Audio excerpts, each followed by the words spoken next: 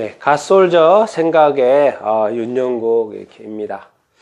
오늘은 그 눈높이 공감, 눈높이 공감의 어떤 비결이 무엇일까요, 여러분? 눈높이 공감의 비결. 엊그제 우리 둘째 딸과 있었던 어떤 이야기를 가지고 한번 눈높이 공감의 비결이 무엇인지 한번 생각해 보도록 이렇게 하겠습니다. 밤 10시입니다. 밤 10시. 집에 있는데 갑자기 둘째 딸이 생각이 났는지 내일 그 낙엽으로 뭘 한다고 낙엽을 주워 가야 된다라는 거예요. 근데 밤 10시지 않습니까? 너무 이렇게 늦었죠. 조금 있으면 잘 시간인데. 그래서 낙엽 숙제, 사실은 제가 그 주중에 그 낙엽 숙제, 낙엽을 주워 가야 된다라는 이야기를 들은 적이 이렇게 있습니다. 그래서 그런데 지금 주중에 안 주운 거죠. 그래서 지금 목요일 날 밤 10시인데 갑자기 낙엽 숙제. 그러면서 이제 둘째 딸이 대안제시를 하더라고요. 내일 그 금요일 날 그 새벽 기도 끝나고 아빠가 주워가지고 갖다 주면 안 되냐고. 그런 제안을 이렇게 하더라고요. 그래서 뭐 그렇게 해도 되죠. 그런데 이제 제가 생각할 때는 오늘 좀 늦었지만 지금이라도 이렇게 가는 것이 낫지 않겠냐 그렇게 제안을 이렇게 했죠. 그래서 이제 제가 좀 설득을 한 거죠. 그래서 이제 그렇게 하기로 이렇게 했습니다. 이제 가면서 어두우니까 또 제가 이 딸한테 이야기를 했죠. 우리 그 후레쉬 가지고 이렇게 나가는 게 좋지 않겠느냐. 그렇게 이야기를 했더니 후레쉬가 어디 있는지 모르겠다고 그래요. 그냥 그 아빠 핸드폰 후레쉬로 하자고 이야기를 하더라고요.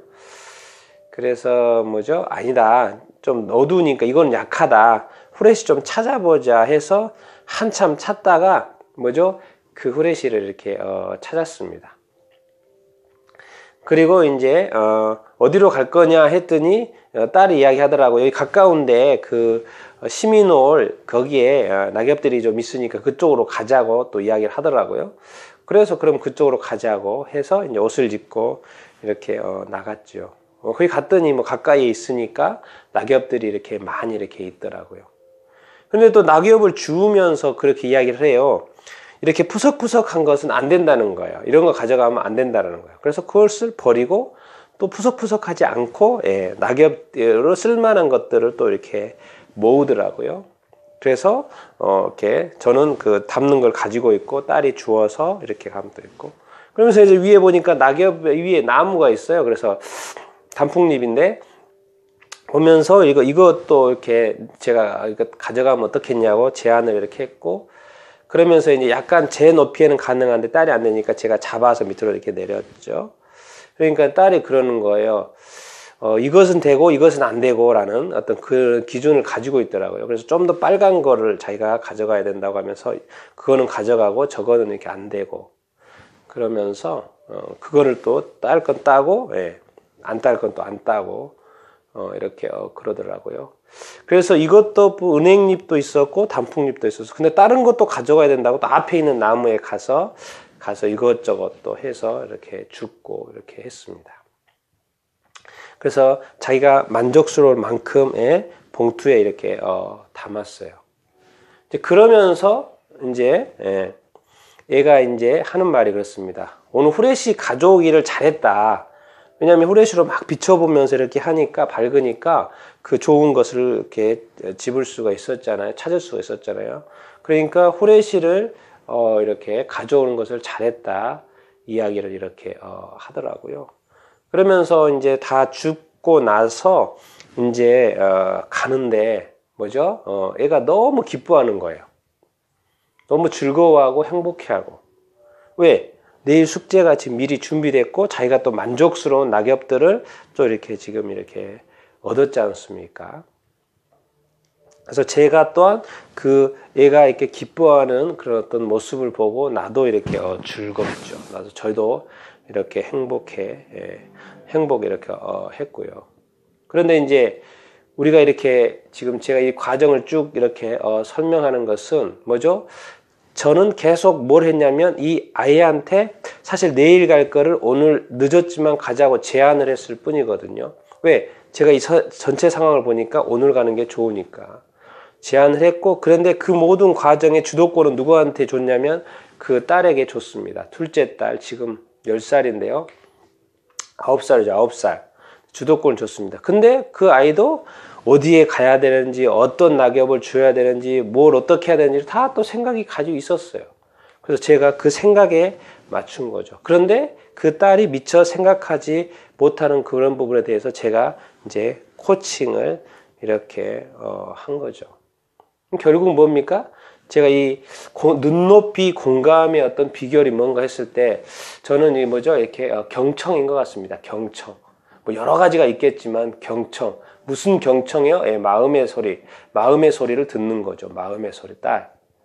지금 사실은 숙제를 안 했다라는 그런 어떤 이제 급해진 마음이 이렇게 있잖아요. 그래서 그 문제를 마음의 소리, 급한 마음의 소리를 이렇게 들은 거죠. 그랬을 때 아버지로서 딸에게 어떻게 코칭하고 가이드를 이렇게 해줄 건지. 그러면서도 이제 주도적으로 하지 않고 딸이 주도적으로 이 모든 것들을 할 수 있도록 질문을 던져주고, 알고 봤더니 또 다 생각이 이렇게 있었고.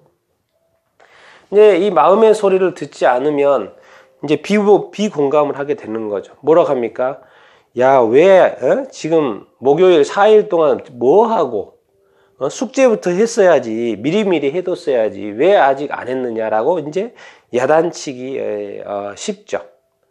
정신은 어디다 두고 사냐고, 4일 동안 뭐 했냐고 막 이렇게 얘가 잘못한 부분에 대해서 다그칠 수가 있죠. 그것도 하나의 또 할 일이죠. 그런데 저는 이것에 대해서 여러 가지 대안이 있을 수 있다고 생각을 해요. 그렇게 반응하는 어떻게 보면 정신없는 부모가 있고, 왜냐하면 이거는 하나의 또 교육적인 접근으로 얼마든지 접근을 이렇게 할 수가 이렇게 있거든요. 그러니까 부모는 어떤 교육에 대한 개념이 없을 수 있죠. 아무 생각이 없는 부모일 수도 있고, 그런데 이 모든 문제는 다 해결됐다고요. 야단치지 않아도 해결이 됐습니다. 맞습니까? 예. 야단치지 않은 상황에서도 이 문제는 아이가 행복함을 가지고 작은 이 성취감을 가지고 끝나는 상황이 됐습니다. 왜요? 그 아버지가 뭐죠? 하나씩 이렇게 해줌으로 말미암아서, 잘 코칭을 해줌으로 말미암아서. 또 한 가지 제가 이렇게 어제도 이렇게 저희가 딸하고 이제 저녁 때 저희가 이제 금요 기도회를 하는 가운데 딸이 이렇게 혼자 이렇게 이제 놀았어요. 찬양을 같이 하고 이제 뒤에서 혼자 놀았는데 가지고 이제 가지고 놀았냐면 이렇게 인형을 가지고 이렇게 놀았습니다. 그런데 오늘 아침에 이제 제가 출근을 이렇게 하잖아요. 교회로 이제 아침에 출근을 하는데 딸이 그러는 거예요. 인형이 없다는 거예요. 그 인형. 자기는 이제 그 인형을 가져왔다고 생각하는 거예요, 집에. 그래서 그 인형 잘 찾아봐 있겠지. 그래서 들었더니 인형을 막 찾더니 인형이 없다라는 거예요. 그러면서 자리에 앉아서 생각하는 게 내가 인형을 안 가져왔나? 그렇게 하는 거예요. 그래서 그래 안 가져왔을 수 있는데 제가 생각해 보니까 어제 저녁 늦게 오면서 같이 손을 잡고 왔으니까 네 손에 아무것도 들려있지 않았다고. 그렇네? 그러면 교회에 있겠네? 하면서 제가 문을 나오는데 이제 딸이 이런 말을 해요.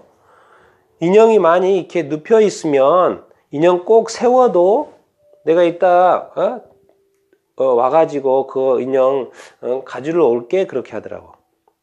이제 이 소리는 뭐예요? 한 가지 저한테 부탁한 건 뭐예요? 인형이 눕혀 있으면 인형을 세워서 앉혀놓으라는 거예요. 여러분 이거 하나의 인형입니다. 인형이에요. 인형. 근데 이 인형은 뭐예요? 우리 딸에게 거의 친구예요. 친구예요. 친구. 근데 저한테는 뭡니까? 저한테는 이 인형은 그냥 인형이에요. 인형. 장난감 인형. 인형이 뭐예요? 그냥 장난감이에요. 장난감. 그런데 둘째 딸한테는 뭐예요? 친구죠. 친구. 둘째 딸한테는 이 친구예요. 친구. 눈높이가 이렇게 뭡니까? 내가 과연 이 인형을 딸의 친구로 생각해 줄 수 이렇게 있느냐라는 거죠. 그래서 저는 이 딸이 인형에 대해서 이렇게 마음을 가지고 있는 걸 알기 때문에요. 제가 먼저 와서 여기에 와서 제일 먼저 한 일이 뭡니까? 딸의 부탁대로 누워있는 인형을 다시 딱 이렇게 올바로 세워놓은 거였어요. 우리가 지금 이 두 가지 제가 어제 그제 발생하는 이 사건을 이렇게 둘째 딸과 이렇게 하는 이 과정 속에서 이 눈높이 공감이라는 게 이런 것일 수도 있겠구나라는 생각을 이렇게 하게 되면서 오늘 이야기를 이렇게 나누게 됐습니다. 저는 이렇게 둘째 딸이 정말 이렇게 온전하게 크는 것이, 성장하는 것이 아빠의 기쁨이 아니고 또 아빠의 할 일이 또 아니고 부모의 할 일이 이렇게 아니겠습니까? 그런데 이 목요일 날도 이 늦은 어떤 비상사태, 그리고 또 이 작은 부탁인 것 같고 아무것도 부탁인 거 아니고 아주 영혼 없는 이 인형 하나 가지고도 그 영혼 있는 친구처럼 대하고 있는 이 딸의 어떤 눈높이에 맞추는 거죠. 그러면서 그 마음의 소리를 제가 이렇게 들었고, 그리고 제가 그것을 그대로 이렇게 해준 것이죠. 그러면 나중에 딸이 와서 보고 그렇게 세워 있는 걸 보고 이렇게 만족해 하겠죠. 뭐 잊어버릴 수도 있고 상관없습니다. 잊어버릴 수도 있고. 그런데 애들이요 똑똑해요. 다 기억합니다. 다 기억해요. 잊어버릴 것 같은데도 잊어버리지 않습니다. 기억해요. 만약에 제가 세워놨지 않았다면 왜 세워나지 않았느냐고 분명히 말할 거예요. 애들이 생각보다 이렇게 똑똑 이렇게 하더라고요. 그래서 우리가 이제 부모 아이의 어떤 교육의 입장에서 이제 이 눈높이 공감을 이야기를 했고, 뭐 친구면 어떤 친구고, 또 이렇게 직장이면 직장 동료고, 또 교회에서의 어떤 관계일 수도 이렇게 있고, 과연 내가 누군가의 어떤 눈높이로의 공감을 할 수 있는 사람인지, 또 그런 어떤 생각과 태도와 어떤 삶의 어떤 자세를 가지고 있는지. 왜 그러냐면 예수 그리스도 우리 주님께서 이 땅에 오셔가지고 인간 되셔가지고 우리처럼 이렇게 낮아지셨고 겸손하셨고 끊임없이 우리 눈높이에 맞추려고 했거든요. 그러면서 진리를 선포하시면서도 삶의 어떤 이 관계 속에서는 끊임없이 우리처럼 낮아지셨고 겸손하셨습니다. 그래서 주님을 편하게 대할 수 이렇게 있었죠. 권위자처럼 이렇게 권세자처럼 이렇게 이런 게 아니라 같은 사람으로 편하게 지낼 수 있는 관계가 되었죠. 이렇게 그러지 않을 수도 있고 그럴 수도 있고 비공감일 수도 있고 언제든지 공감일 수도 있고, 그리고 둘 중에 하나 우리는 선택하며 사는데, 난 여러분들이 이 어떤 공감, 이 눈높이 공감의 어떤 삶을 어디에서나 이렇게 삶 속에서 예수님처럼 또 살 수 있게 되기를 이렇게 축원합니다.